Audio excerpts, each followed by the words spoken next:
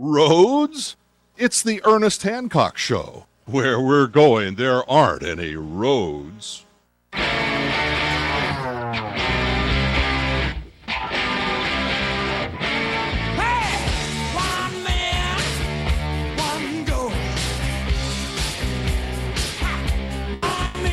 Yeah, what's that mission?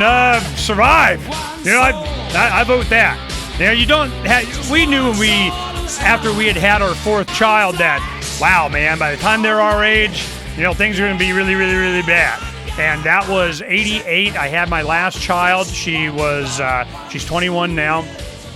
And by the time, so that means like what, another 5-6 years, she'll be the age that we were there. What's it going to be like then? You know, I'm pretty much on schedule, you know, I do. So, being a loving father, dad with some capacity, I mean, you know, some people, you know, you get the gift of gab. I mean, I can do, you know, I can give a speech. You know, I can be on the radio. I can yak. You know, not everybody can do that. So we all have different roles. There's a lot of people behind what I do that helps with a lot of, you know, it's a tapestry of effort. It's just that, you know, a lot of times I may be one of the guys that you hear or see, but there's a lot more behind that. It's not just me. And if I go away, there's a bunch of others. It's just there is no head, you know, special agent not in charge. That's me. Okay. So I want to continue and finish this with Naomi's interview with Lou Rockwell, because it was that's what I'm talking about, you know, today is, you know, the progression, you know, they want to get inside my skin. They want to inject me with something, and certainly the children. Then you got, you know, all the kinds of environmental stuff going on. You got your money thing going on. It's like every aspect of our life. And are we allowed to dissent? Are we allowed to complain? You know, this is where we're starting to go, and this is what I want to make sure we share this conversation with. Here we go. Talking, because there will be legal penalties, legal consequences. So I want to just lay that out, and then when we have a chance, I want to really urgently tell your listeners about the dangers of the Espionage Act and why it is so incredibly terrifying. Like, I woke up this morning and read the news and just... I mean, I feel in despair if I can't get your listeners, if you can't get your listeners to rise up and understand that when people like Joe Lieberman and Dianne Feinstein in the Wall Street Journal are invoking the use of the Espionage Act, it means the end of liberty for all of us. And I'll explain the details of that, but I want to be sure to get to that. And I just wanted to share my initial kind of survey of the landscape with you about how quickly the walls are kind of closing in. Well, I certainly am interested in the Espionage Act. I think Woodrow Wilson created for a short time a totalitarian state where people were jailed for speech crimes. In fact, I have a friend whose great uncle was prosecuted by the federal government for the crime of criticizing the war at a dinner party. Dinner party. So it's Stalinist or Leninist or Hitlerist or whatever. So this is all coming back, that very, very dangerous law. So, I mean, you're edict, of course, it's not a real law. Historically. Yeah, exactly. You're 100% historically accurate. Let me just back up a step. I should really actually try to calm down because I'm so distraught, you know, and I really try to stay calm about these things and just sort of take measured steps.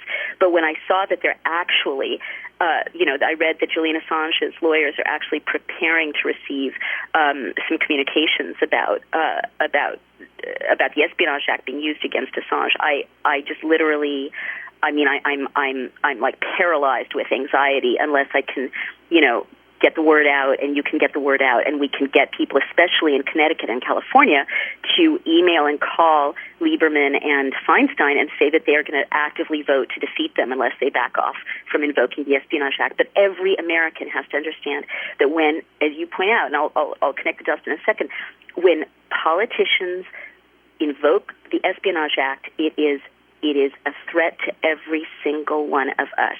And you mentioned why. And let me share, a little more about that time period. So, as you so rightly pointed out, the Espionage Act was created in 1917 because citizens were criticizing the drumbeat to war. And what it was used for was exactly to target the free speech of people just like us and your listeners, educators, teachers, journalists, publishers, labor union activists, people who were worried about child labor, just ordinary concerned citizens who had an opinion about the drumbeat to war. And the Espionage Act was used to drag tens of thousands of ordinary Americans into jails where, without due process, they were held without trial. Some of them were beaten, and one leader got a 10-year jail sentence under the Espionage Act for reciting the First Amendment in public. And so that law was used literally to shut down dissent in this country for a decade. And you're absolutely right to mention, I hope you write about this and publicize it, your friend's uncle, if I heard you correctly, who got in trouble for talking about something at a dinner party. As a journalist, I know that classified information is traded back and forth continually by journalists. In any dinner party where serious journalists are present in New York or in Washington, people are discussing classified information. My boyfriend is the co-producer of a movie, Fair Game, which is based on classified information. Someone posted a WikiLeaks mirror on my Facebook website. That's classified information. If the Espionage Act is invoked, every single person who was involved in the production of that movie, every single person who reads my Facebook fan page, every person who's listening to you and me, because we're discussing classified information, right, could be dragged off to jail. And, this sounds like hysteria, but it's actually historically accurate. That's exactly what happened when, in the dark days of 1917, 1918, when the president used the Espionage Act against the First Amendment to criminalize speech. And I also want to step back and explain to people who may be confused about what is really the issue with the WikiLeaks release. I'm friends with Daniel Ellsberg, and so I know intimately sort of what he went through in releasing the Pentagon Papers. And it's very obvious to me, and I said this on CNN 2 nights ago, that people are being spun in terms of misunderstanding the roles in the WikiLeaks release. Julian Assange is not the Daniel Ellsberg figure. He's not the person who actually, broke a law by releasing classified information or taking classified information. He's the New York Times figure. He's the person who is publishing classified information in the public interest. And in our system, like with the Pentagon Papers, it's up to the courts, not to Congress, not to legislators, to decide if the public interest outweighs the issue of classification, which is what happened in the Pentagon Papers. So what should happen is, Daniel Ellsberg had to go to court, and he had to face a day when he was looking at 120 years in prison if he was found guilty for knowingly, breaking a law in xeroxing and distributing that information. It was worth it to him to break that law because he felt like the public needed to know that we were engaged in a secret war without our consent. And the judge ruled that the public interest merited that disclosure, and so he did not serve 100. Yeah. Repeating history. Always do.